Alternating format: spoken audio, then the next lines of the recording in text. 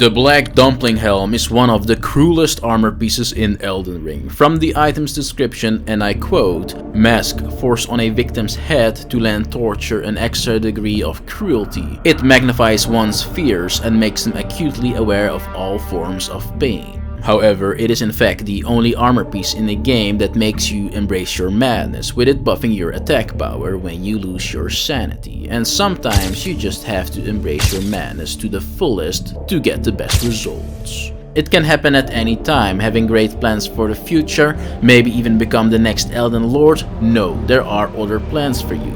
The Flame of the Frenzy is a great source of power, but it comes at a cost, a very heavy cost: madness. And those who were unfortunate enough to stare too deep in the glaze of the bright yellow flame have completely lost themselves, just like the Frenzied Lord. Once a noble with high status, seemingly having everything aligned in life, on the road to even becoming the Elden Lord, just to have it all fall away in an instant as a result of really nothing more than simple misfortune.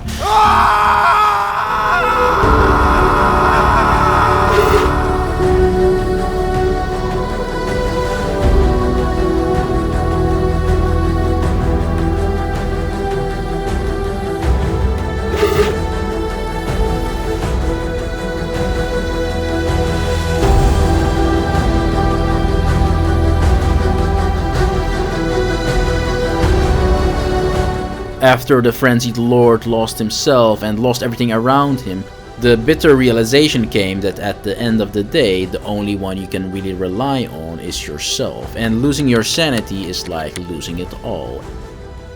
Imagine not being able to differ reality from fantasy. Having such a skewed perception of everything around you is a certain way to make sure no one will ever see you as you again. And everyone that you ever knew will slowly start distanciating themselves from you.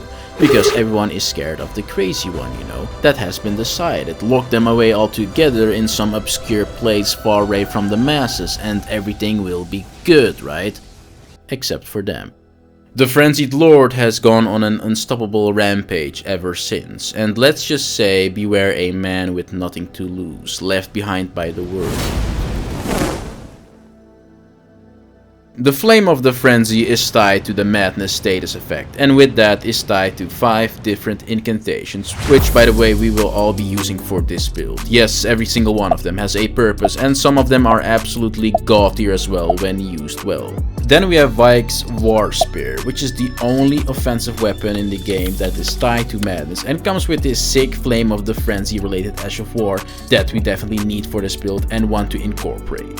Now, it is probably well known that Madness related weapons and incantations are really good in PvP, but in PvE they are extremely good as well. The Yellow Flame of the Frenzy is an incredible source of power in Elden Ring, and today you will see why.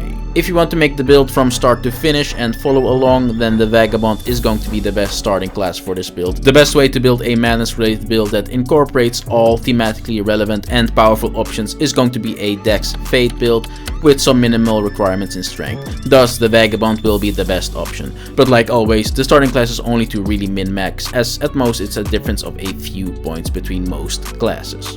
Before we get into the spells and combos, let's first take a deep dive into the Frenzied Lord's main weapon, this badass spear that comes with the Flame Frenzy Thrust Ash of War. So deconstructing the Ash of War of the spear, there are 3 main ways to apply the damage from the Ash of War on your enemy. Variation 1 being missing your enemy with the melee part of the Ash of War, so the actual blade of the spear, and missing the subsequent explosion that comes from the Ash of War. Using Flame Frenzy Thrust like this will net you the lowest damage output, because you just missed everything like a complete fool. But the Ash of War is still forgiving enough to give you some damage output with the flames that spread around the battlefield, which is definitely still something, but it's not optimized. Variation 2 is hitting your enemy with both the melee part, the explosion, and the subsequent spread of flames that comes from the Ash of War. And while you might think, wow, that sounds really nice, and this will net you the highest damage output, no, it actually doesn't, but it still definitely does good damage, and this is a very viable way to use the Ash of War.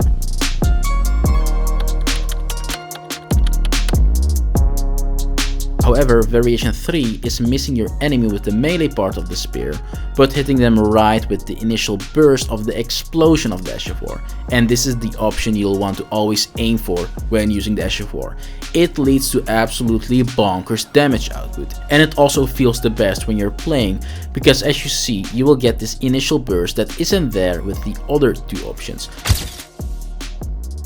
However, option 3 does rely on correct spacing relative to where your enemy is standing, and sometimes timing, and both of these things obviously require experience, so you'll have to practice a bit with the weapon before you really get it down.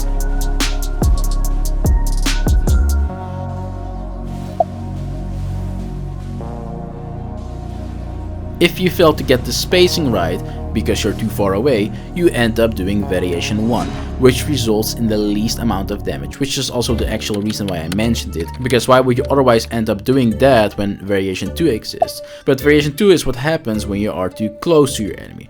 So as you see, there's quite some nuance to how the Ash of War works, and getting the spacing right consistently is a matter of experience that you will get the more you use the weapon. However, with that being said, variation 2 still deals good damage, but if you can, always obviously try to aim for variation 3.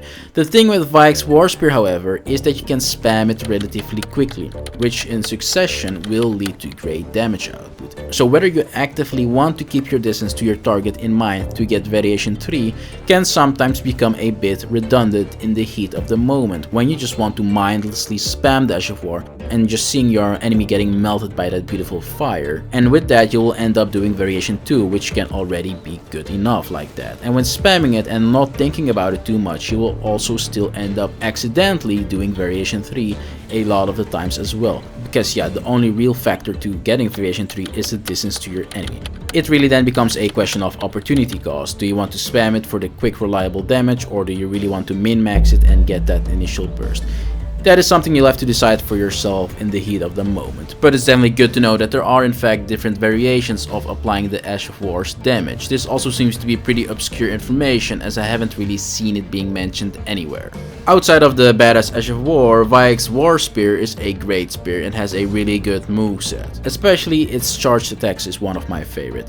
You can completely break your opponents with these charged attacks. Next to the charged attack initially hitting your opponent really exceptionally hard, it also has this quick second charged attack that you can chain with the first charged attack, which results into 2 fully charged attacks in a relatively short time frame. And yes, that sounds as good as it is really, because 1, that is great damage, and 2, you can use it to completely break your opponents, as the spear has very decent poise damage as well, resulting into stance breaking your enemies quite easily, into critically hitting your opponents and just completely destroying them.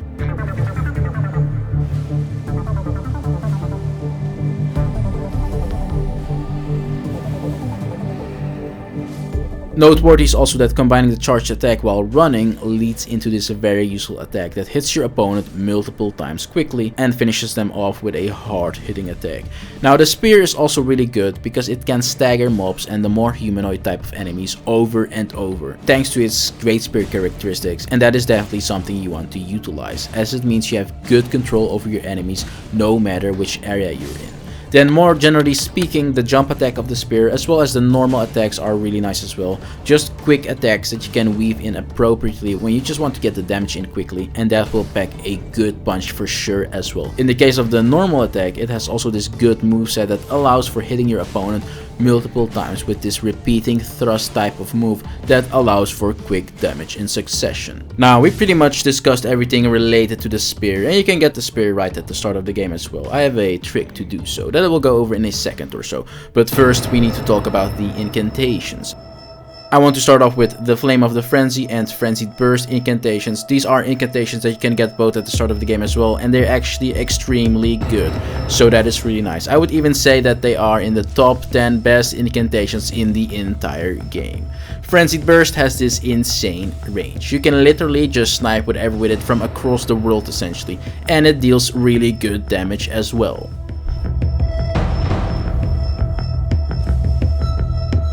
So in any fight, no matter who you're fighting, you can start off with Frenzied Burst to obliterate your enemies from across the map, till they get in your face obviously. Then in that case, Flame of the Frenzy will take over and deal insane damage as well. Flame of the Frenzy doesn't just deal great damage, it deals great poise damage as well, and depending on the enemy staggers them while setting up for the stance break as a result of all that poise damage that you're inflicting.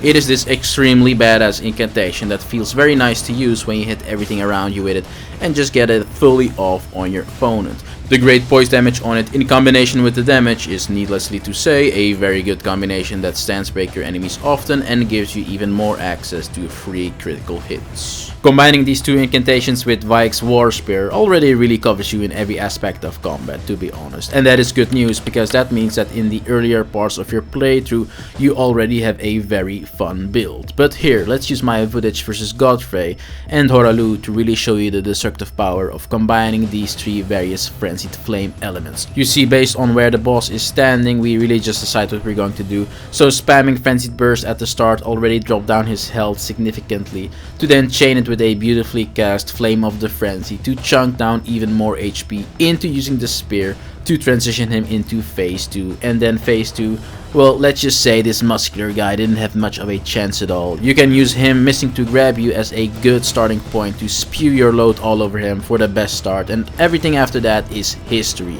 I will get into the other three incantations a bit later on in this video, as they are in fact obtained later on. Which brings me to the next point, everything you want to get early on, to get the absolute best start for your playthrough. First of all, you want to pick up the flask and get the Fate Not Crystal Tear in the Weeping Peninsula. This will net you 10 levels of Fate, which is really nice obviously early on.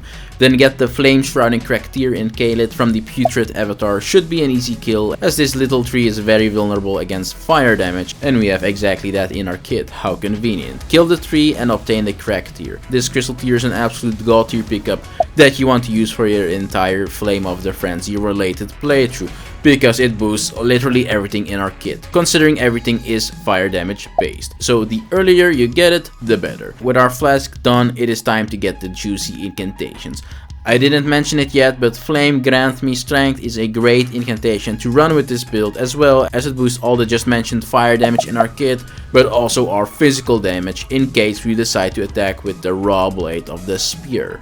It is an easy pickup in Caelid right here. Run past the mobs and you'll get it. Now, getting Flame of the Frenzy is really a freebie as well. It's right here in the Weeping Peninsula, not too far away from the starting location, and it's in a grab in the open world. Just pick it up between the rats. For the Frenzied Burst and Vike's War Spear, you have to travel a bit to the northeastern part of Liurnia, near the bridge to the Altus Plateau at the Frenzied Flame Village. Nice thing being is that both the incantation as well as the weapon are in the same exact location. You can get the Frenzied Burst easily by killing the Scarab right there, close to the Grace, and you get the Vike's War Spear from Vestring Fingerprint Vike, which will invade you while you're riding up the mountain. If you want to obtain it right at the start of the game like I want, with minimal stats, no upgrades, no nothing, it might be a bit hard, because he definitely hits very hard, as the HP pool of like a mid-game enemy, and can also apply madness on you, seeing as he's using the weapon that we want to use. So I discovered a trick to take him down consistently, and it's basically cast a Frenzied Burst or two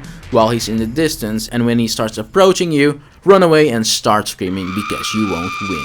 Run away so hard until you are back at the village essentially, and jump on the wall to your right. Now the funny thing is that this invader is not that smart, and he will walk around the entire perimeter all the way across the building to end up at this side of the wall. And he can't in fact reach us from there, but you can reach him with your insane sniper ability known as Frenzied Burst. Keep sniping him with Frenzied Burst, drink your flask to get him down faster, and make sure you have allocated your flasks to have more FP potions than HP potions, so you can keep spamming Frenzied Burst. If he starts casting as well, make sure to move to the right part of the wall, seeing as the elevation is even higher there, so he will have even more trouble reaching you. And there we have it. We killed madness with our own madness, and it is beautiful, and now you have a consistent method to obtain Vike's War Spear right at the start of the game. Finally, I would recommend getting Golden Vow. It's all the way up in the northern part of the Altus Plateau though, so it's quite a trek. If you don't want to get it now, you can get it later, but the earlier the better, as it raises both our defense and offense and will last for your entire playthrough. With all of that, you'll have either 3 or 4 incantations and Vike's War Spear to start off your playthrough in true Flame of the Frenzy fashion. You can also quickly upgrade your Vike's War Spear to +6 and Seal to +12 just using the bell bearings. It's what I did as well, since it's quite fast to do so. I also got to level 36 by just killing Rael, so I can meet all the requirements of the spear instantly, and if you you want to do these steps as well and are not familiar with my previous videos, I will put the links in the description on how to do that quickly. Then it's time to obliterate the early game like never seen before, bathing your enemies in bright yellow fiery flames, which you already had a good glimpse of by now while we were deconstructing the weapons and early game incantations. While you progress through the game, both the Flame of the Frenzy incantations and Vayek's War Spear retain their power and even become better, as there's a lot of synergy to be had with the talismans and gear that you can obtain in the game later on as well, ramping up your damage even more. I will get into the setups later on, but first we need to talk about the final incantations and defeating other late game bosses. So, the later parts of the game give you access to Hull of Shabriri, Inescapable Frenzy, and Unendurable Frenzy. Hull of Shabriri is basically just another buff type of incantation. It gives a 25% extra bonus to your damage output, so 5% more than Flame Grant Me Strength, and it also lasts 10 seconds longer. However, it comes with a very steep cost for that buff, as it decreases your physical damage negation with a whopping 30%. So I would recommend to only use this over Flame Grant Me Strength if you are very confident in your dodging abilities. The thing with this debuff is that it can lead to situations that I have never seen before. Literally just getting one-shotted with 50 vigor. Yeah, that is pretty crazy. However, Hull of Shabriri also builds up madness, and this is the actual reason I like to use it, because you can quickly build up madness with it and proc madness on yourself. Now you might think that sounds kinda stupid, but if you paid attention to how I started this video, you know we want to utilize that madness and transform it into a buff, and our Black Dumpling Helm does exactly that. When we proc madness, we get a 10% boost to our damage output for 60 seconds, so it's definitely an idea to proc madness before you enter the battlefield, get that buff, and either additionally maintain the Hull of Shabriri bonus damage buff or override that buff with the Flame Grant Me Strength buff. That is a consideration completely up to you, however, depending on your playstyle, but as you see, Hull of Shabriri definitely has a use outside of its standard use, and add to that you can actually also use it to build up madness on your enemies as well. Then we have Inescapable Frenzy. This one is really fun. The spell only works on other tarnished and NPC invaders, so it's great in PvP when you pull it off, but it's actually also amazing in PvE when you can use it. Just getting the grab to actually attach to your enemy is hilarious. It stun locks whatever you grab and subsequently deals great damage. And yes, this is the ultimate spell to use versus Gideon. It completely trivializes this fight, and this is one of those things you just have to experience once in your lifetime. Go to him and grab him like the true deranged lunatic that you have become. Sap all the life out of him while making him mad as well, and look at that damage. You pretty much just 100 to 0 him instantly while he can't do anything about it, because the spell completely stun locks him, and it will do so with every tarnished or NPC invader in the game, so it's actually very decent. And yes, I did reset the fight to just do it one more time, as you can see. Unendurable Frenzy is extremely good as well, and you definitely want to pick up this monster of a spell the moment you can do so, and that's pretty much when you reach the mountaintops of the Giants area. But when you do so, it will also be time to switch up our flask, remove the Fate Not Crystal tier, and put the Cerulean Hidden tier inside of that thing. Unendurable Frenzy is a spell that you can keep casting forever essentially, as long as you have the FP. So with Cerulean Hidden tier in our flask, we can now use this spell for every fight at the start and completely destroy whatever you're fighting, as you just keep spewing your fire for the entire duration of the Cerulean Hidden tier essentially, and after that until your FP runs out. And this fire over time deals really impressive damage while also dealing great poise damage, as you see. So yet again, great damage and easy stance breaking with another Flame of the Frenzy related spell. I would use this incantation versus anything that is highly fire resistant as well, since our entire kit exists out of fire damage, so we need something to deal with enemies that are highly resistant to fire, like the Fire Giant for example. Even though this spell is fire as well, just the sheer amount of pressure it exerts makes this an amazing war tool of attrition and completely compensates for it being a fire spell versus highly fire resistant targets, and you will still deal insane damage to enemies with set resistances. It completely destroys the Fire Giant, as you see,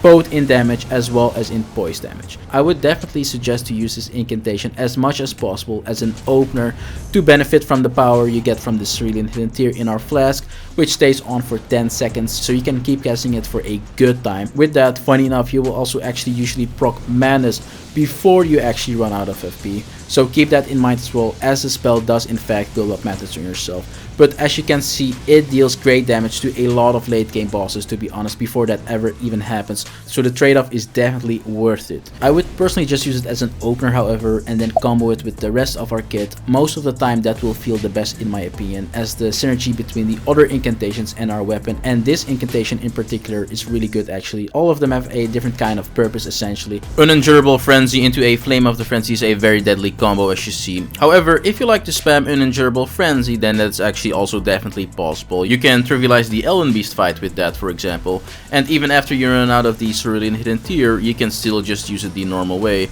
It will still deal several thousands of damage with just like a standard level low meta level FP bar before you run out. The fun thing about the spell is that when you run out of FP, you get this follow-up cast where your character just goes berserk and spews the flame even more chaotically for a few seconds. And this part doesn't cost any FP, and you get it for free after you've stopped casting the actual incantation, and it's definitely really nice, great damage for free.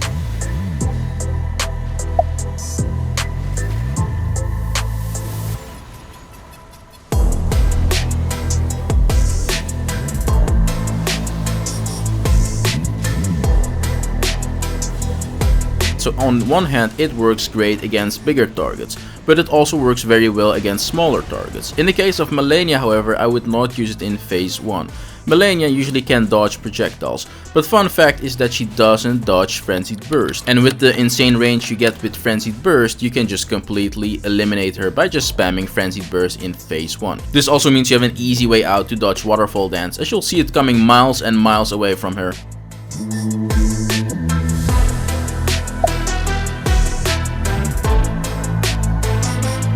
You can also just destroy her the normal way, by the way. It only takes like 3 charged attacks to stance break her, but just spamming Frenzied Burst is a very easy phase 1 clear, as you see.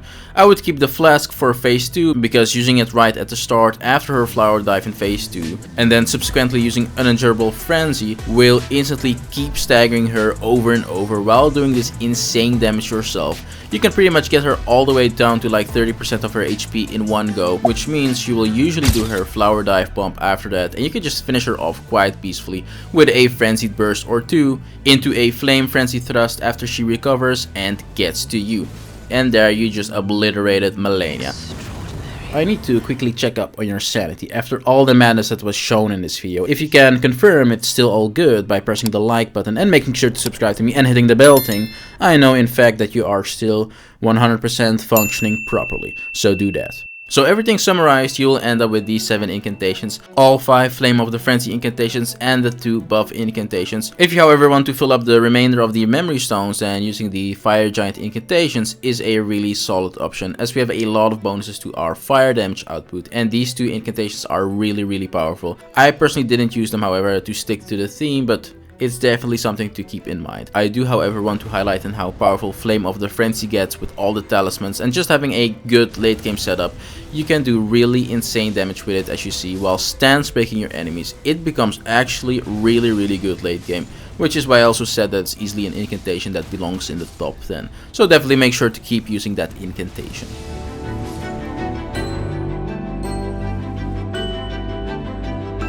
Now let's talk about our gear, talisman, flask, and stats. The flask I already showed you. The Flame Shrouding Crack tier is what you want to use for your entire playthrough, but I do definitely recommend to switch out the Fate Not Crystal tier that I mentioned earlier on after getting the Unendurable Frenzy for the Cerulean Hidden Tier Crystal tier, so you can do the combos that I just showed you. For armor, definitely get the Black Dumpling Helm. It's the helm you have to farm from the Albinauric mobs, but as I already showed you, it is 10% damage every time you proc Madness, and it just fits the idea of this build too well, so definitely get that thing. The rest of the armor, I just went semi-team and semi-defense. I used this one for the chest piece because it fits really well with the Frenzied Flame theme, and body mark you get from the associated quest.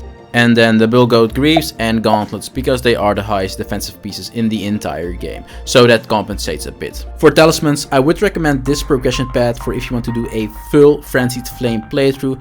Essentially, you start out with some of the early obtainable really nice talismans, like the Redican Sword Seal for a bunch of free levels, and the Godfrey icon to boost the Frenzied Burst and Flame of the Frenzy even more. Ultimately, however, I do recommend you to start working towards this talisman composition. I found these 4 to work the best in combination, as it's really just the best mix for a hybrid build like this in my opinion. The Godfrey icon and the Flux Canvas talisman give a great damage boost to our incantations, which as you saw in the video will hit really hard with all this stuff combined. Shard of Alexander to boost our Vike's War Spear, since we also want to use the Ash of War there as well. And then finally the Fire Scorpion Charm is pretty much a no-brainer. It boosts literally everything in our kit with its bonuses to fire damage. If you want something more defensive, you can also consider swapping in the Dragon Crest Great Shield talisman, and it will make you really tanky. However, I personally like playing this build recklessly. It's kind of fitting, so I just went as much damage as possible.